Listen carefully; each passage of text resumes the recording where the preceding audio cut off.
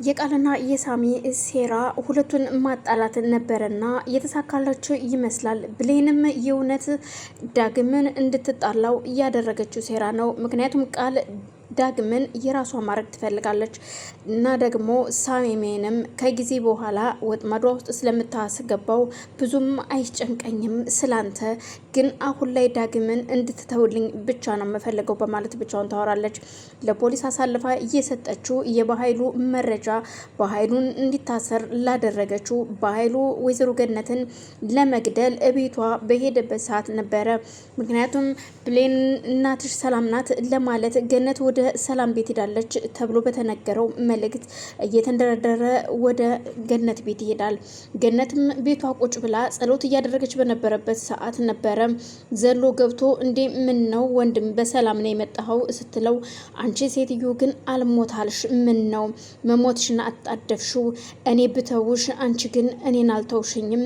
እናም አርፈሽ ተቀመጭ ስትባይ መቀመጥ አልፈለግሽም። ስለዚህ አሁን ግንባርሽን ብዬ እኔ እዚህ ልገላግልሽ፣ የምትፈልጊው እሱን ነው በማለት ሽጉጡን ያወጣና ያነጣጥርባታል።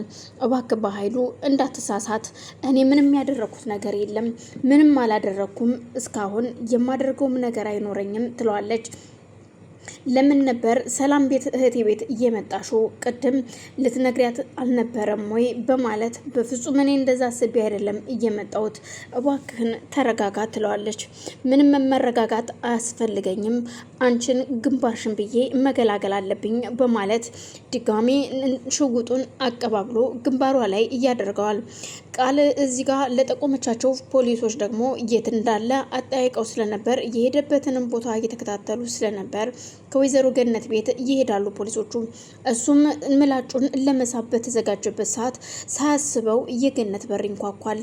እናም ይውልሽ ዝም በይ፣ ምንም ነገር እንዳትናገሪ፣ እኔ በሩን ከፍተዋለሁ በማለት ያቀባበለውን ሽውጥ የእሷ ፍራሽ ስር ይወረውርና ምንም መጥፎ ነገር እንዳትናገሪ አፍሽን እንድትይዥ ይላታል። እሱም በሩን ሲከፍተው ምንድናችሁ እነማናችሁ በማለት ሲጠይቃቸው እኛ ከፌዴራል ፖሊስ ተነ የመጣ ነው እና ደግሞ በኃይሉ ማለት አንተ አይደለህ ሲሉት፣ አዎ እኔ በኃይሉ ነኝ። እንግዳውስ ህጻናት እና ሀሰት መረጃ በማዘዋወር ተጠርጣሪ ስለተባልክ ለጥየቃ ወደ ፖሊስ ጣቢያ ትፈለጋለህ በማለት ይጠይቁታል። እኔ ምን ወንጀል ሰራው? ምንም የሰራሁት ወንጀል እኮ የለም፣ ተሳስታችሁ መሆን አለበት፣ መርማሪ ፖሊሱ እኮ እኔን ያቀኛል ሲለው፣ እሱን የማውቀው ነገር የለም፣ ግን ደግሞ የተጠቆምነው ስራችን ስለሆነ አሁን መሄድ አለብን፣ ኃይል እንድንጠቀም አታድርገን ሲሉት፣ እኔ ምን አጠፋው በማለት ይከራከራቸው ጀመር። በዛን መሀል ወይዘሮ ገነትም ከቤት ትወጣና ከሷ አጠገብ ቆማ እንዴ ምንድን ነው ችግር አለ እንዴ ማዘር ብለው ቢጠይቋትም ገነት ለመናገር ፈቃደኛ ባትሆንም አንገቷን እየወዘወዘች ችግር እንደሌለ ተነግራቸዋለች።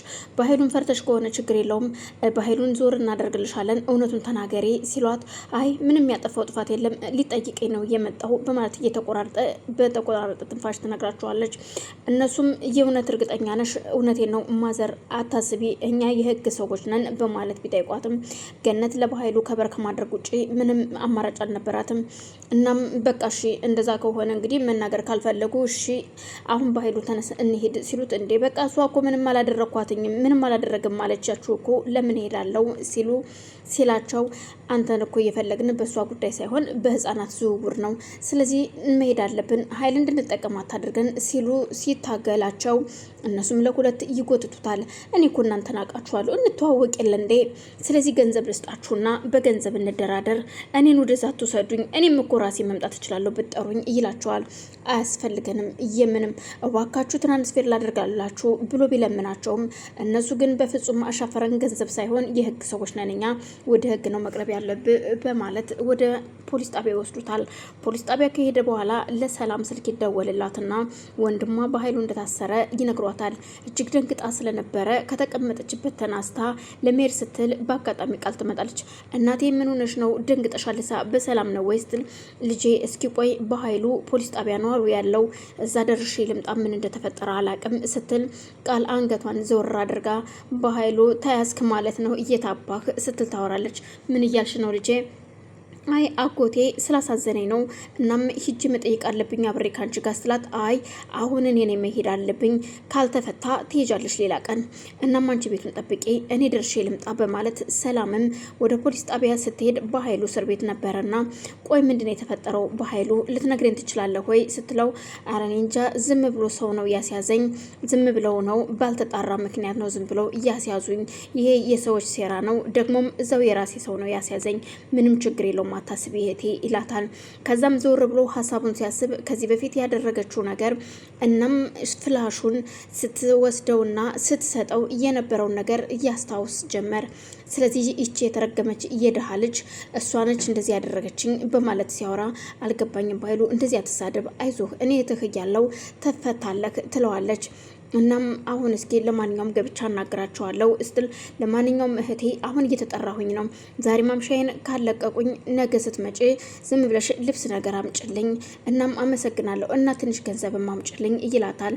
እሷም ምሽትልና ሰላም ወደ ቤት ትመጣለች። በኃይሉ እንደማይፈታና በቅርቡ ወደ ፍርድ ቤት እንደሚቀርብ ተነግሯት ነበር የመጣችው። በዛን መሀል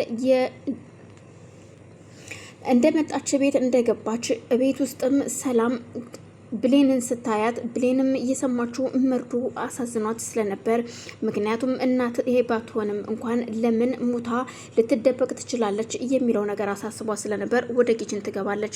እያስተዋለች ያለችው ዳግም እጁ እንዳለበትና ደግሞ ግን እኔ እንዳልገደልኳትኝ ሰላምም በድንገት ነው እንጂ ሁን ብላ እንዳልገደለቻት የነገራትን ነገር እያስታወሰች ራሷን ያማታል። ሰላም ሳሎን ገብታ ቁጭ ባለች ሰዓት ቆይን የምልሽ ቃል እቺ ብሌን የምትባ ልጅ ምኑና ነው ገላምጣኝ እኮ አለፈች ስትላት፣ እማዬ አላቅም ምን እንደሆነ እኔንም ራሱ እዚህ ሰድባይ ነው ሄደችው እያለቀሰች ነው። ምክንያቱም አትፍረጅባት ምስኪ ስታሳዝን ዳግም እኮ እንደማይፈልጋት ስለነገራት ነው የምታለቅሰው ስትል ትነግራታለች።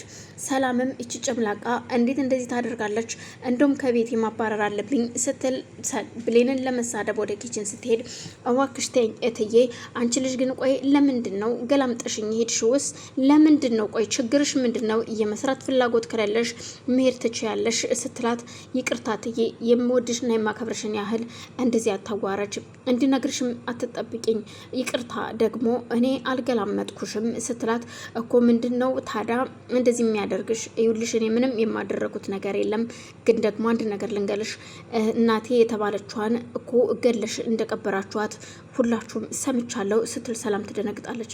ብሌን እባክሽ ተይኝ አታሳምሚኝ ይቅርታ ይህን ነገር ልደብቅሽ ፈልጌ አልነበረም